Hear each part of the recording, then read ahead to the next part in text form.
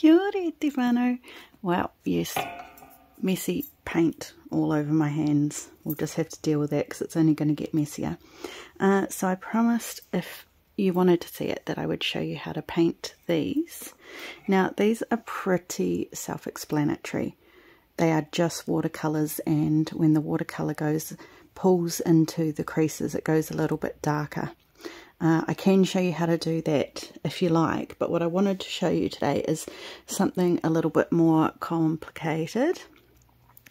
So this guy here, I don't know if you can see the pearlescence on there as well, and the depth that you've got in those flowers. The reason why I am doing those at the moment is because I want them to fit, oh, camera wobbles, in with this journal. So as you can see, that colouring's going to look gorgeous.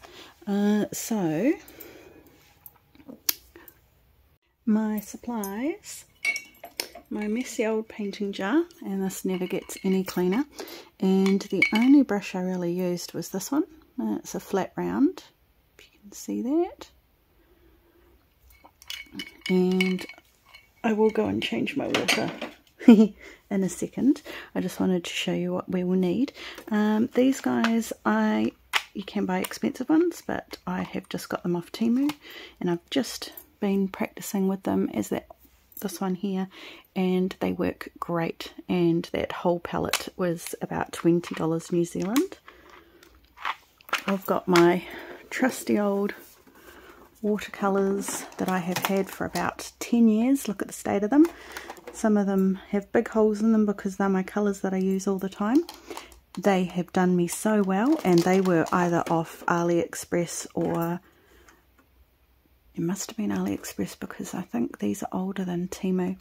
But I haven't been able to find the exact set, but I will show you as many details as I can so that if you wanted to get a set you could, because I find these are really, really good. I do have expensive Kurotaki watercolours as well, like I've said in a previous post, and I mean they're beautiful, but they are very different.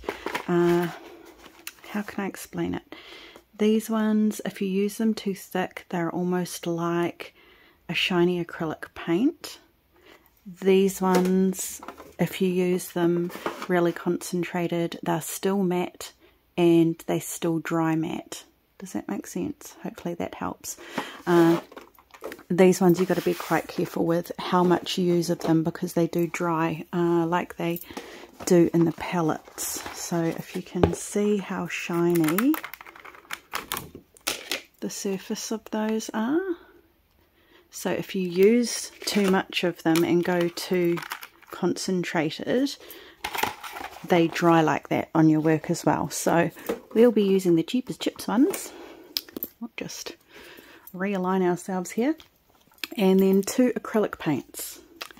So these are probably lower range in terms of price, and it's just black and unbleached titanium and the Liquitex Basics. I think I use these forever, and they honestly are only about $10 or under a tube New Zealand.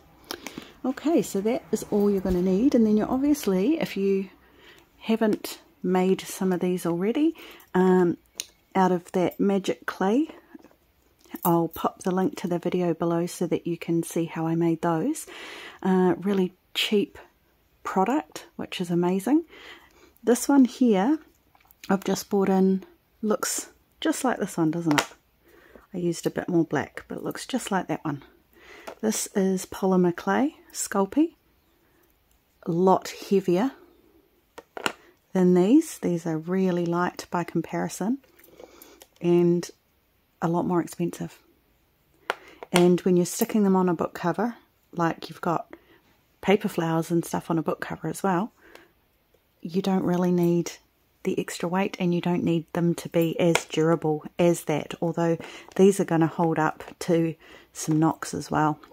The reason why I have started off, because there's a couple of different drying stages, and I didn't want to have to make you guys wait for the in-between drying. Okay, so first step, you get a plain white one that you've just allowed to dry for 3 days and got out of the mould. Then you just get a teeny tiny little bit of watered down acrylic paint, and if it's that dark, just add a little bit of water to your brush, and you're just going to go around so that all of that darkness settles in those little creases, and that's what's going to give you the depth. Because if you can see there, you can kind of see it. Honestly, these are as light as paper. If you'd made them out of paper, that would be about the same weight. And then you're just going to set that aside and allow it to dry. First step, easy peasy. It's amazing how easy things are. You see them sometimes and you think, oh gosh, I could never do that. And then you actually see how it's done and you think, oh, that's not actually that difficult. Me, I tend to work everything out on my own because there often aren't tutorials for what I want to do. I'll just see it on Pinterest and I'll think, now how can I do that? I want to do that. What do I need? And most of what I've learnt to do, I have just learnt from a photo and figured it out. Okay, so now we're not going to water down this acrylic unbleached titanium at all. But we're not going to paint it completely into the creases either. So you can see that the creases are going in this way. So what you want to do is paint this way so that the brush doesn't get into those little black spots that we put there on purpose for the depth. These are quite, this is quite a shabby kind of painting technique. I also use it when I used to paint shabby chic French bottles as well. So there you go. That's made it a lovely creamy colour. And you could do this with any colour. You could do exactly the same technique with a pink acrylic paint. If you just wanted to mix up some white and pink. If you wanted it a little bit more muted, you just add a tiny little touch of black. And then you're going to need to let that one dry too, because these have 2 layers of that acrylic paint on. Okay, so that's why it's not quite as light as the other one. So if we do another one here, and I love how as soon as you make the contrast, the flower almost, it just seems to come alive. And then when you put the green on it, even more so. So I don't do this over the leaves if I'm going to paint those green, which I am. I just do it over the flowers that I want some more definition on. And I would also do this if I was going to paint these pink. I would have pink acrylic paint and I would be doing the exact same thing, but only over the flowers, not over anything else. And I think all of that is greenery. So it's only really 3 flowers on this little guy. Cat hairs everywhere. That's unavoidable when you have a black cat that insists on being your craft CEO every time. Okay, and let it dry and do another layer. Because it's acrylic, it won't take that long to dry, but that's not dry yet, so probably about 10 minutes. So I shall pop back in just a second. Okay, so I've just let that dry for a little while. Apologies for my dinging in my paint jar. So you do want to get the excess water off that. Usually I have a book page. I'll just go grab one of those in a second, but I will just show you the next layer. Again, we're going to go in the opposite direction of the creases in the petals, so that we maintain those little dark bits. I do put a little bit in the centre because I don't want a completely black centre, but I just kind of run the brush across the top of it rather than... Okay, so there we go. Now we're almost where we want to be.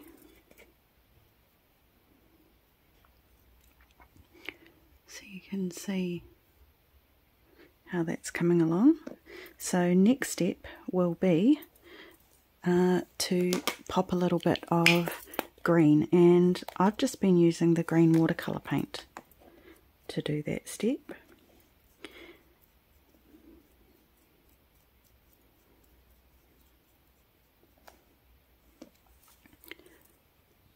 So I will just go clean my water jar and I'll be back in a sec. Okay, so the next step is to pop a little bit of colour on the leaves.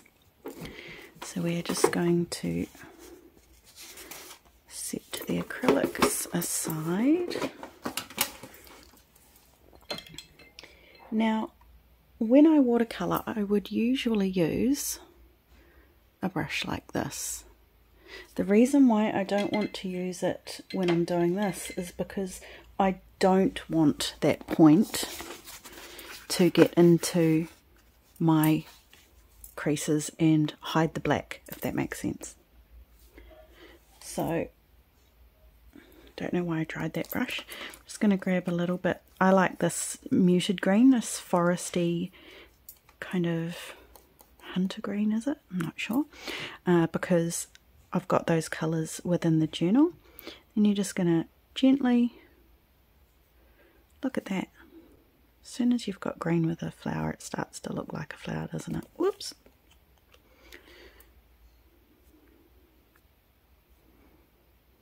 Just make sure you get the edges done. Look at that. And then we've just got to put a little bit of the pearl on it. Isn't that cute? So, this guy, it's only got a couple of leaves over there.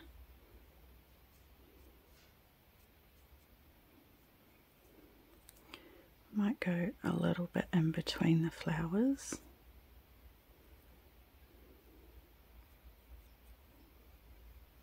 But honestly, this is all there is to it. Now that you've seen how easy it is, I hope you guys will give it a go. Now the little flowers and buds, I usually do add a little bit of colour to. So, where's that guy?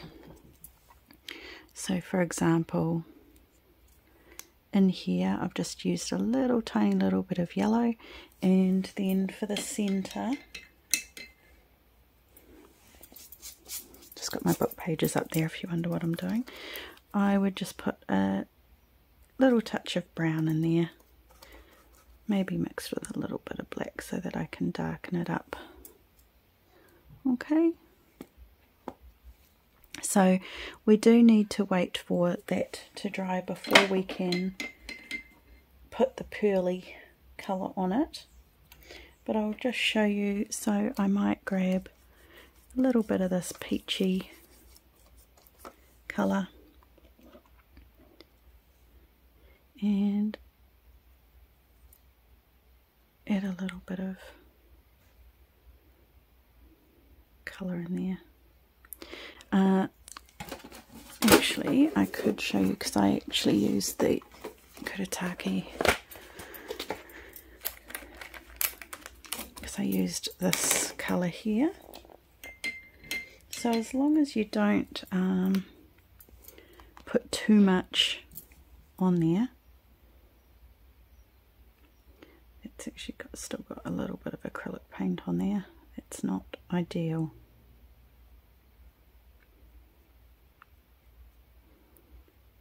You can add in just a little touch of colour. That to me just makes it look like this is meant to be that colour and it's not just been left. So it's the creamy colour on purpose. So while we're waiting for those to dry, have I got... So these little guys here. Now, if I was going to do it this way with the watercolours, I would use I'd swap to this brush. Okay, and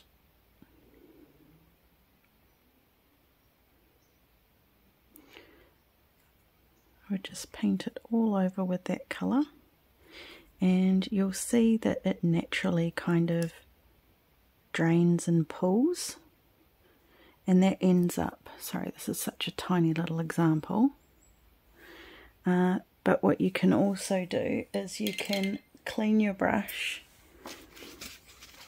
and take most of the water off it, and then you can actually remove, ooh, this one's very fiddly. You can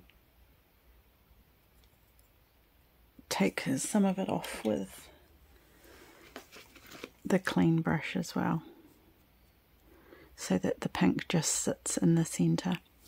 I also used this colour, which I think I actually did first, to be fair, and then I put that kind of more muted colour on it. And when it dries, so I'm just going to put a little bit of colour, that darker colour, in all those little creases. And that's quite a pink.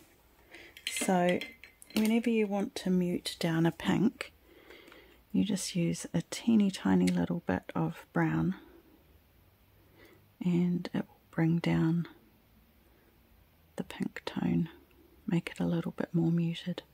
And you can always go in again, and once that's dry, I would make these little centres probably dark brown, but you don't want to do that yet because it's wet. You'll get some of the run onto the pink, so you just allow that to dry as well. Okay, I shall be back when these guys are dry, and I will pop some of that pearlescence and show you how to do that. Oh, you might be able to see that now if I do those comparisons side by side. Can you see that this one has the shininess just in there? Don't know if you can or not, and I can't see through the camera. But I shall pop back and show you how to do that part. That's the easiest part yet. Okay, so now that we're dry, I will just show you. I would normally come back in with a brownie tone.